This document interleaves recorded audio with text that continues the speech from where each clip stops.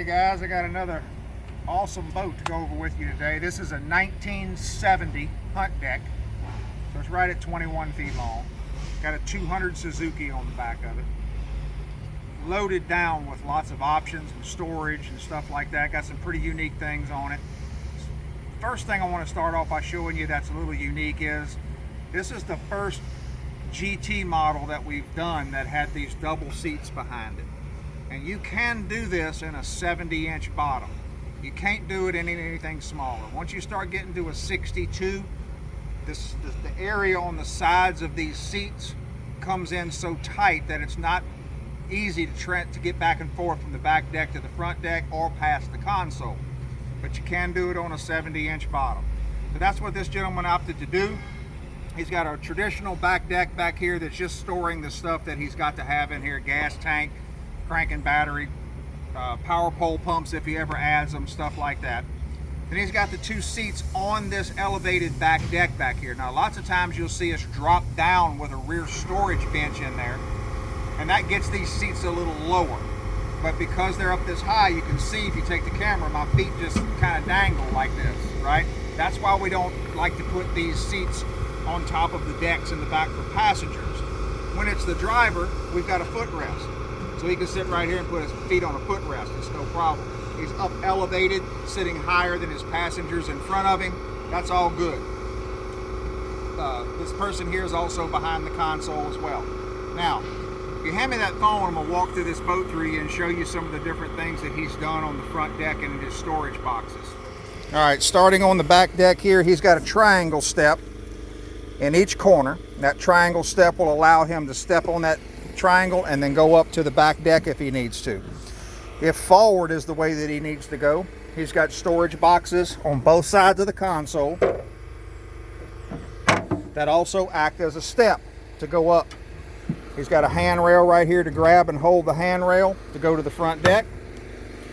And when you step to the front deck, what he's done here that's a little bit different is this cockpit area has a false floor down inside it. So it's a shallow step down to here.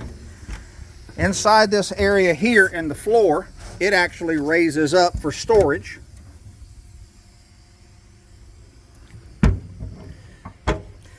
And the bench that he's sitting on, it's got a nice thick pad right here that he's sitting on to lean against the console right there.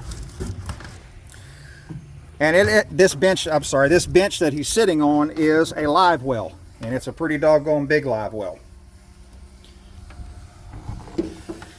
Then in front, this first section of deck here is a big insulated fish box. And I would imagine he's doing that fish box because he's doing bow fishing. So he doesn't have to pack a big ice chest with him. He's got it already built into the boat right there.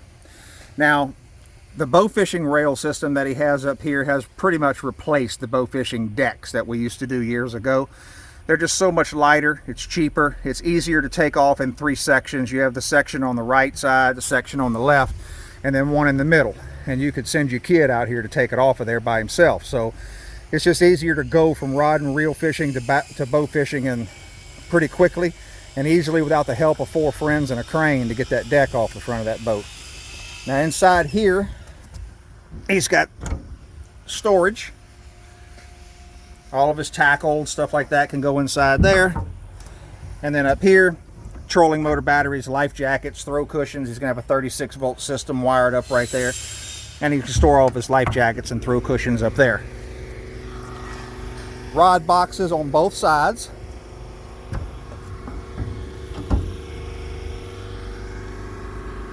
Down both sides, he's got longer than 8-foot rod lockers actually on both sides. This is a removable grab bar. He felt as though he might need some stability moving from one section of the boat to the next, so he's got something to hold on to when he leaves the console back there to get to the front deck. And of course this just removes when he doesn't want it there, and it can be used as rod holders if he wanted to use that for rod holders while he wasn't using the grab bar in there. So